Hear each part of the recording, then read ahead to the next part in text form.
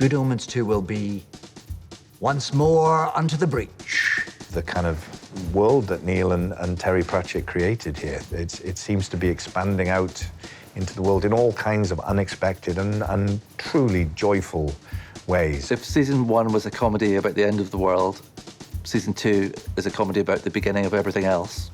The bromance is continuing. What a cast, is all I can say. Incredible, incredible cast. But of course, a script on Good Omens is a whole different thing, because anything can happen. There's always a smirk somewhere around the corner in a Good Omens script. I had no idea what to expect, where this character was going to go. I feel quite honoured that when they were thinking of the realms of sarcasm, they thought of me. 7-year-old me is like, oh my God, this is the stuff of dreams. A whole fantastical universe of joy that we just get to play in and you'll get to watch. I am immeasurably excited. You know, I was very pleased when I was brought back to be a part of that story. People are excited, and I'm working so hard to tell them absolutely nothing.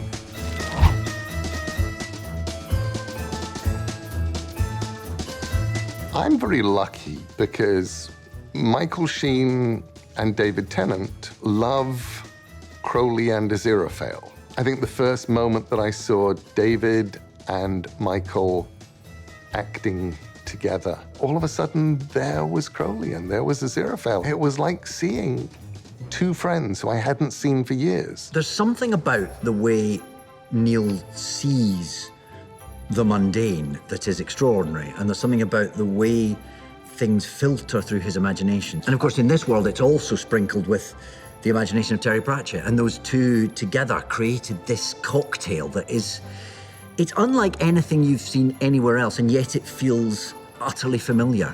And they both have a sense of the absurdity of what it is to be a human. When you've got David and Michael in front of the camera, David and Michael evaporate, and you have Crowley and Aziraphale. And that relationship, it needed interrogating more. And of course, we all know that Terry and Neil had conversations about what the sequel would be. And Neil has taken that and he's blown it up in a way that the viewers are just going to love. So what would Terry think? Terry would pat Neil on the back and he would push Good Omens forward. He would break a bottle of champagne over its bows and be absolutely delighted.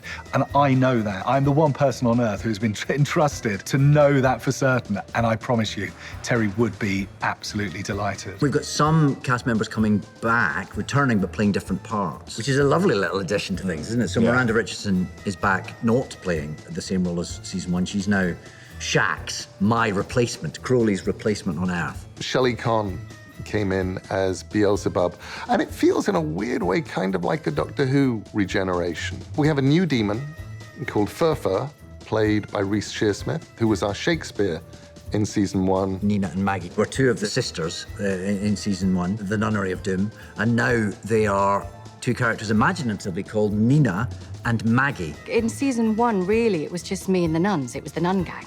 So to actually get to meet Aziraphale and Crowley, I hadn't been prepared for how delightful Aziraphale is. Season 2 begins about 3-4 years after the events of season 1. Aziraphale and Crowley now are, out on their own. They're a team to themselves. Everything changes when Aziraphale gets an unexpected visitor. A familiar face comes along with a mystery that needs solving.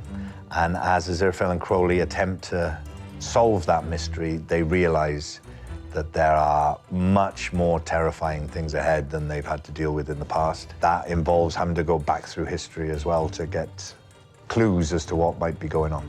When we go back into these stories set within Aziraphale and Crowley's personal history, there are moments within those stories where their relationship sort of pivots or develops in some way.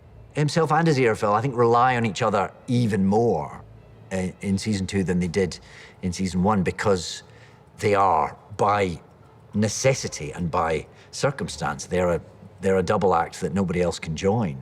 It's extraordinary to see how important these characters and this story have become to a lot of people, and how much people enjoy expressing themselves through art, through fan fiction. I went to a Comic-Con, and the amount of Crowleys and Aziraphales that I saw everywhere, the cosplaying just took off, and always in twos, which was joyous because, of course, the characters in my mind, only exist in relation to each other. They are the yin and the yang. It's such a, I think it's such a compliment, and I think Neil feels the same way as well. Always clever, Neil Gaiman, isn't he? Yeah. Yeah. Yeah. You'd have to sort of admit that at some point. I mean, he's quite clever. Quite good at his job. Yeah.